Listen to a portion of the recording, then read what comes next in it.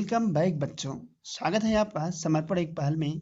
तो आशा है आप लोग अच्छे होंगे। पेन और कॉपी निकाल लीजिए। आज हम लोग पढ़ेंगे प्रश्नावली 3.3 का भाग नंबर 2, जिसमें हम लोग अध्ययन करेंगे प्रश्न नंबर 2 का। तो पेन और कॉपी निकाल लीजिए और बिना देरी किए वीडियो शुरू करते हैं।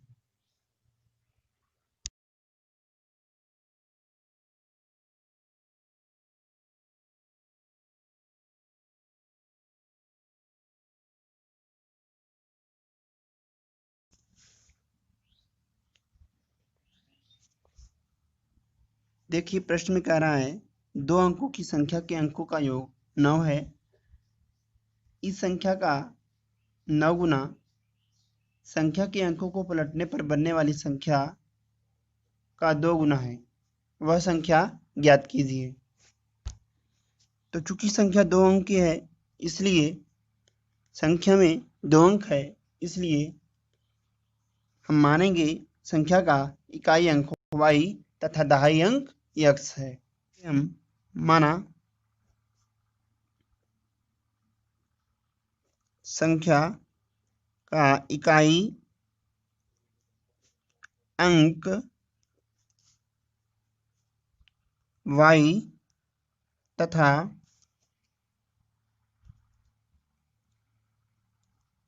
दहाई अंक x है।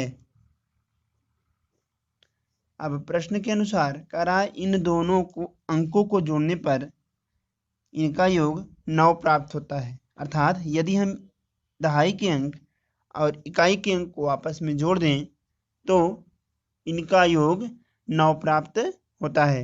उदाहरण के लिए यदि हम संख्या 43 के इकाई और दहाई अंकों को जोड़ें तो हमें 4 + 3 = 7 प्राप्त होता है। हमने माना है संख्या का इकाई अंक y है और दहाई अंक x है। प्रथम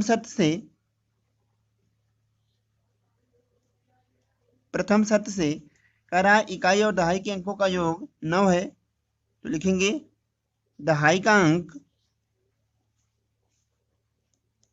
धन इकाई का अंक बराबर 9।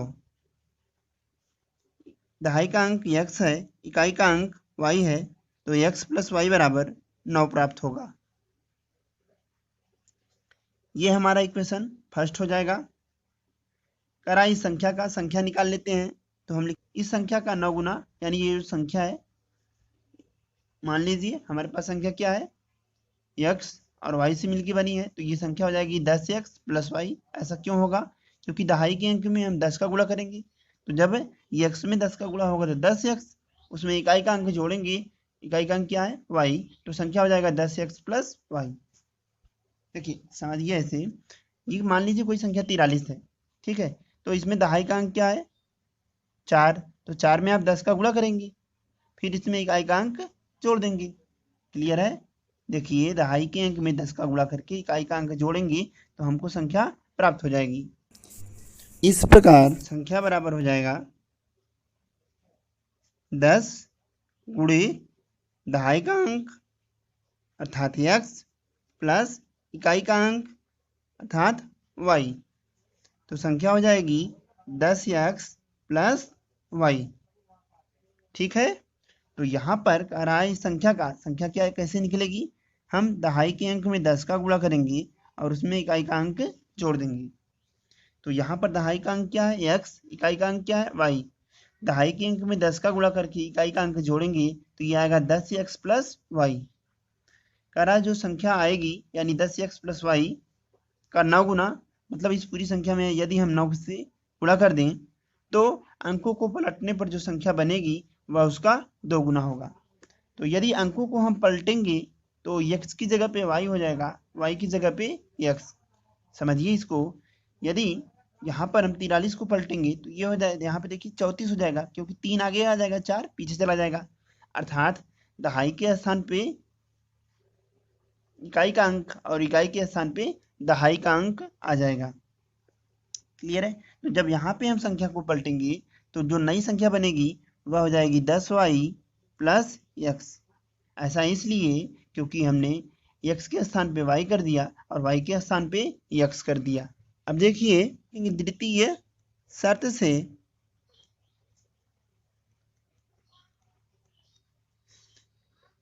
संख्या का 9 गुना, संख्या क्या है हमारे पास 10x प्लस वाई, कह रहा है इसका 9 गुना, तो गुणे कितना हो जाएगा 9। संख्या का 9 गुना अर्थात 10x प्लस वाई का 9 गुना। संख्या के अंकों को पलटने पर बनने वाली संख्या का 2 गुना है। यदि हम संख्या के अंकों को पलटेंगे अर्थात x की जगह पे y हो जाएगा और y की जगह पे x, तो इस प्रकार हमें जो नई संख्या प्राप्त होगी वह हो जाएगी 10x प्लस वाई, तो बराबर हो जाएगा ये 10y प्लस x गुणे 2 हो जाएगा। इस प्रकार द्वितीय शर्त से हो जाएगा मूल संख्या का 9 गुना बराबर अंकों को पलटने पर बनी संख्या गुणे 2, क्योंकि कह रहा है जो पुरानी संख्या है उसका 9 गुना संख्या के अंकों को पलटने से बनी संख्या का 2 गुना है। इस ब्रैकेट को यदि हम खोलेंगे तो 9 का अंदर मल्टीप्लाई होगा, 90x प्लस 9y बराबर हो जाएगा 10 दूनी 20y प्लस 2 का गुणा x में करेंगे 2x। यहाँ पर सब चर पद हैं तो हम क्या करेंगे सभी चर पदों को एक तरफ कर लेंगे, अर्थात ये प्लस 20y है बाईं तरफ आएगा माइनस 20y हो जाएगा, ये प्लस 2x है बाईं तरफ आएगा माइनस 2x हो जाएगा। तो इस प्रकार 90x प्लस 2x है, जब बाईं ओर आएगा तो माइनस 2x हो जाएगा, प्लस 9y ये प्लस 20y है बाईं तरफ आएगा minus 20y is equal to 0 हो जाएगा। आगे से सॉल्व करेंगे तो 90x में से 2x घटाएंगे 88x, और यहाँ पे देखिए 20y में से 9y घटाएंगे तो आएगा 11y, चिन्ह माइनस का, क्योंकि आप जानते हैं चिन्ह हमेशा बड़ी संख्या का होता है। इन दोनों में यदि कॉमन लिया जाए तो 11 कॉमन है, यहाँ पे बचेगा 8x minus Y is equal to 0। समझिए इस पूरे में हमने 11 का भाग दिया, तो 88 में जब 11 का भाग देंगे तो 8 बचेगा, और इस 11 में 11 का भाग देंगे तो 1 बचेगा। ये 11 गुणे में है, बराबर के उस पर जाएगा भाग में हो जाएगा, तो 0 के भाग में कुछ भी रहे 0 प्राप्त होगा। तो इस प्रकार 8x माइनस वाई बराबर 0 आएगा। यह हमारा इक्वेशन सेकंड हो जाएगा। क्लियर है? अब देखिए समीकरण 1 और समीकरण 2 में आप देख रहे होंगे y की गुणांक बराबर हैं परंतु चिन्ह विपरीत हैं। तो चूंकि गुणांक बराबर हैं और चिन्ह विपरीत हैं इसलिए हम दोनों समीकरणों को जोड़ देंगे। लिखेंगे समीकरण 1 धन समीकरण 2। समीकरण 1 है x प्लस वाई बराबर 9, समीकरण 2 है 8x माइनस वाई बराबर 0। यहाँ पे हम लिखेंगे जोड़ने पर, ऐसा इसलिए क्योंकि y के जो गुणांक हैं वह विपरीत चिन्ह वाले हैं, एक में प्लस है दूसरे में माइनस, तो विपरीत चिन्ह रहने पर हम क्या करेंगे जोड़ देंगे। यहाँ पे देखिए minus Y plus Y cancel out हो जाएगा, यहाँ पर x है यहाँ पर 8x है, x और 8x मिलके 9x हो जाएगा बराबर 9 हो जाएगा। 9 का दोनों पक्षों में आप भाग देंगे तो x बराबर 1 आएगा। यहाँ पे हम लिखेंगे x का मान समीकरण 1 में रखने पर, आप x का मान समीकरण 1 या 2 में रखेंगे तो हमें y का मान प्राप्त हो जाएगा। तो x के मान को हम समीकरण 1 में लिख रहे हैं। तो देखिए समीकरण 1 क्या है, x प्लस वाई बराबर 9, x की जगह पे हमें 1 लिखना है तो यहाँ लिखेंगे 1 प्लस y बराबर 9। आगे आप इसे सॉल्व करेंगे तो ये प्लस है 1 है, जब दाईं तरफ जाएगा -1 हो जाएगा, तो y बराबर 9 - 1 अर्थात 8 प्राप्त होगा। अभी हमें संख्या निकालनी है तो हम लिखेंगे अतः संख्या 10x प्लस वाई बराबर हो जाएगा, देखिए x का मान कितना है 1, तो ये हो जाएगा 10 गुणे 1 प्लस y का मान कितना है 8। यहाँ पे देखिए 10 लिख दिया, बीच में कोई निशान नहीं तो गुणे का निशान, x का मान 1 है प्लस y का मान 8 है। तो आप जब 10 में 1 का गुणा करेंगी, 10 से करना 10, 10 में 8 जोड़ेंगी 18 आएगा। क्लियर है? तो इस प्रकार जो संख्या है वह 18 है। चलिए बढ़ते हैं अगले प्रश्न की तरफ। प्रश्न नंबर 4।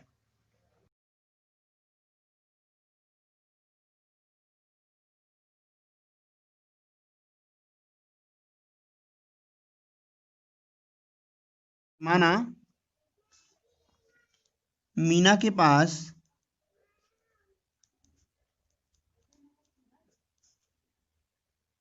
50 के नोटों की संख्या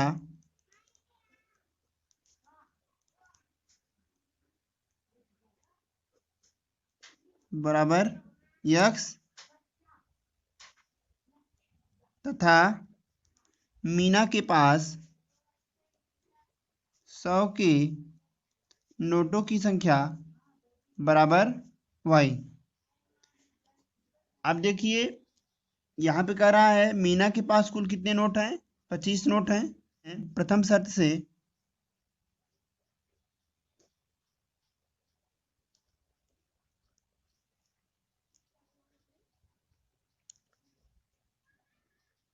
कुल नोटों की संख्या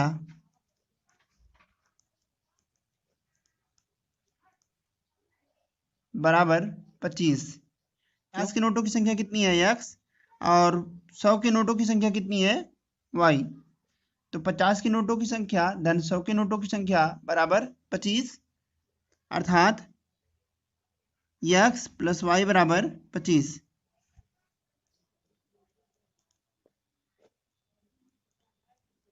एक शर्त उसने और दिया है, कह रहा है कि कुल उसने 2000 रुपए निकाले, यानी इन नोटों का कुल मूल्य कितना है 2000। तो लिखूंगा नोटों का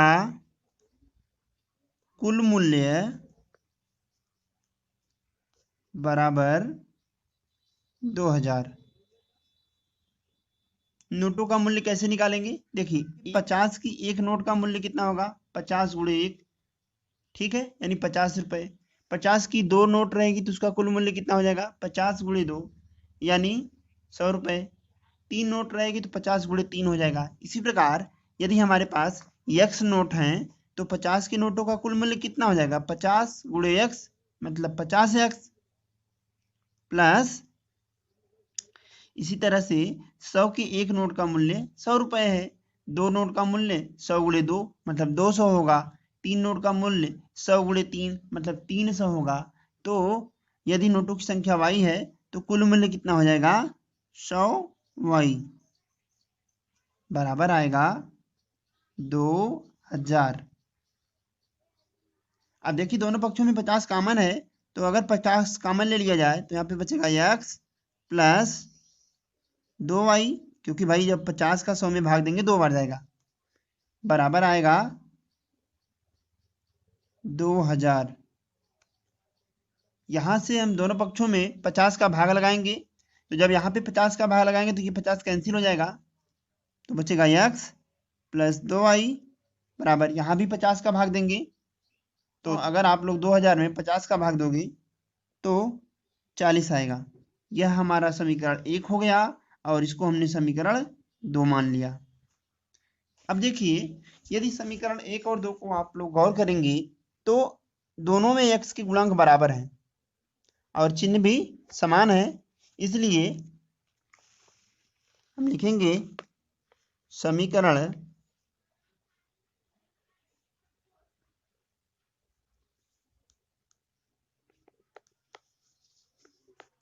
1 तथा समीकरण 2 से समीकरण 1 लिखिए x प्लस वाई बराबर 25। समीकरण 2 लिखिए x प्लस 2y बराबर 40। अब देखिए इनसे करेंगे क्या, हम दोनों को घटा देंगे। क्यों घटा रहे हैं? क्योंकि यहाँ पर जो x का गुणांक है वह समान है और चिन्ह भी समान है। समान चिन्ह रहने पर ये घटेंगे, विपरीत चिन्ह रहने पर ये जुड़ेंगे। फिलहाल यहाँ पे घटाएंगे तो चिन्ह परिवर्तन हो जाएगा, प्लस की जगह पे माइनस, प्लस की जगह पे माइनस, प्लस की जगह पर माइनस। तो x में से x घटाएंगे, कैंसिल आउट, ठीक है। यहाँ पे देखिए y में से 2y घटाएंगे तो माइनस y आएगा। 25 में से आप 40 घटाएंगे तो माइनस 15 आएगा। दोनों पक्षों में माइनस का भाग लगाने पर y बराबर 15 प्राप्त होगा। y का मान समीकरण 1 या 2 में रखने पर हमें x का मान ज्ञात हो जाएगा। तो हम आगे लिखेंगे y का मान समीकरण 1 में रखने पर, तो जब y का मान समीकरण 1 में रखेंगे, देखिए x प्लस यहाँ पर y है, y का मान कितना है 15 बराबर हो जाएगा 25। ये प्लस में उधर जाएगा माइनस में, तो आगे से सॉल्व करेंगे तो x बराबर हो जाएगा 25 माइनस 15 या x बराबर हो जाएगा 10। अतः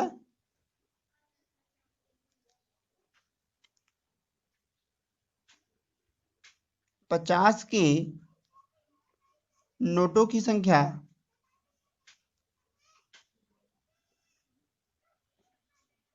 x बराबर 10 तथा 100 के नोटों की संख्या y बराबर 15। चलिए बढ़ते हैं अब अगले प्रश्न की तरफ।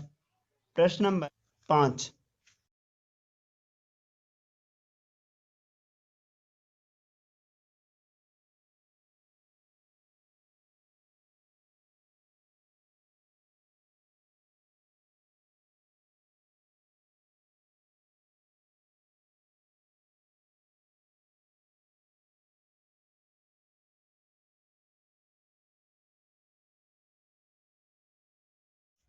एक किराए पर पुस्तकें देने वाले पुस्तकालय की प्रथम 3 दिनों तक एक नियत किराया है।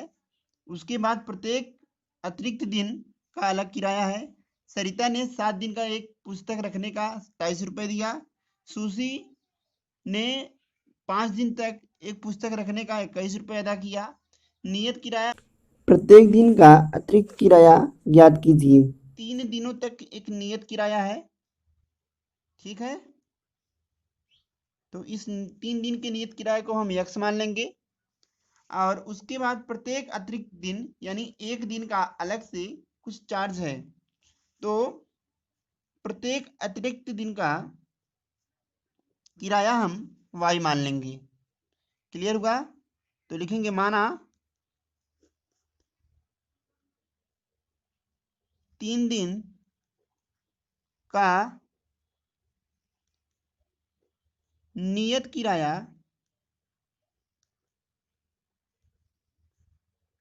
x तथा प्रत्येक अतिरिक्त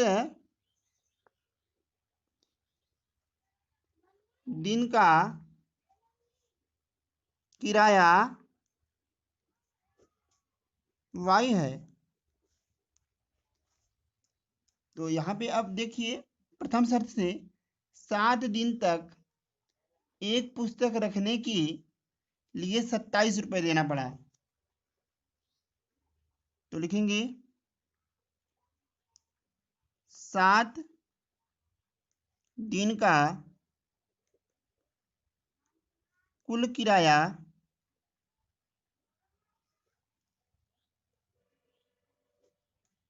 बराबर 27 रुपये। देखिए 7 दिन में हम 3 दिन अलग कर देंगे, क्योंकि 3 दिन का नियत किराया x है और 1 दिन का अतिरिक्त किराया y रुपये है।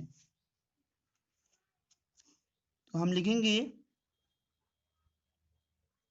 3 दिन का नियत किराया यानी x प्लस कितने दिन बच गए, 7 दिन थे, 3 दिन निकाल दिया, 4 दिन बचे। 1 दिन का किराया y रुपये, तो 4 दिन का किराया 4y रुपये बराबर होगा 27। इक्वेशन फर्स्ट फिर से समझ लीजिए, 7 दिन का कुल किराया 27 रुपये है, 3 दिन का नियत किराया x रुपये, तो 4 दिन का अतिरिक्त किराया कितना होगा। चूंकि 1 दिन का अतिरिक्त किराया y रुपये है, इसलिए 4 दिन का अतिरिक्त किराया 4y होगा। तो x प्लस 4y बराबर 27। क्लियर है समीकरण 1। इसी प्रकार आगे देखिए, दूसरी शर्त में सुशी ने एक पुस्तक 5 दिनों तक रखने के 21 रुपये दिए, यानी 5 दिन का कुल किराया बराबर 21 रुपये। क्लियर है। 5 दिन के अतिरिक्त किराए में 3 दिन का नियत किराया भी सम्मिलित है, तो हम लिखेंगे 5 दिन का कुल किराया बराबर 3 दिन का नियत किराया प्लस कितने दिन बच गए, 2 दिन। 1 दिन का अतिरिक्त किराया y रुपये, तो 2 दिन का अतिरिक्त किराया 2y बराबर आएगा 21। ये हमारी हो जाएगी इक्वेशन सेकंड। इक्वेशन फर्स्ट और इक्वेशन सेकंड में आप देखेंगे x के गुणांक बराबर हैं और दोनों के चिन्ह भी समान है, अतः हम लिखेंगे समीकरण 1 माइनस समीकरण 2, अर्थात समीकरण 1 में से समीकरण 2 को घटाने पर। तो समीकरण 1 है x plus 4y equal to 27, समीकरण 2 है x plus 2y is equal to 21। चूंकि यहाँ पे घटा रहे हैं तो दूसरे समीकरण का चिन्ह परिवर्तित हो जाएगा। यहाँ पे देखिए x minus X cancel out, 4y minus 2y is equal to 27 minus 21 करेंगे 6 आएगा। दोनों पक्षों में यदि 2 का भाग लगाया जाए तो यहाँ पे देखिए 2 का भाग लगाएंगे, 2 कैंसिल आउट हो जाएगा, y बराबर 3 प्राप्त होगा। y का मान समीकरण 1 या 2 में रखने पर x का मान आ जाएगा। तो यहाँ पे हम लिखेंगे y का मान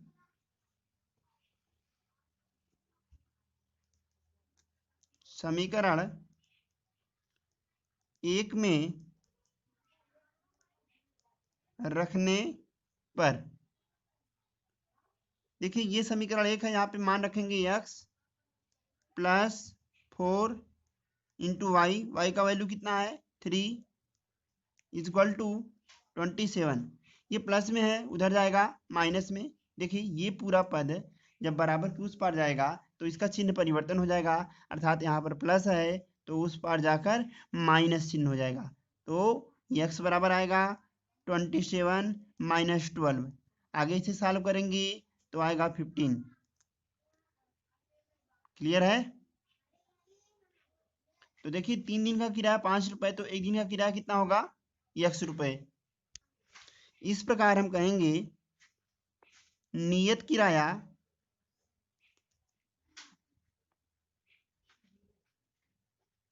x बराबर 15 रुपए, ये 3 दिन का किराया है, ध्यान दीजिएगा।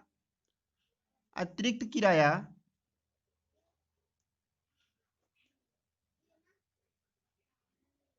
y बराबर 3 रुपए।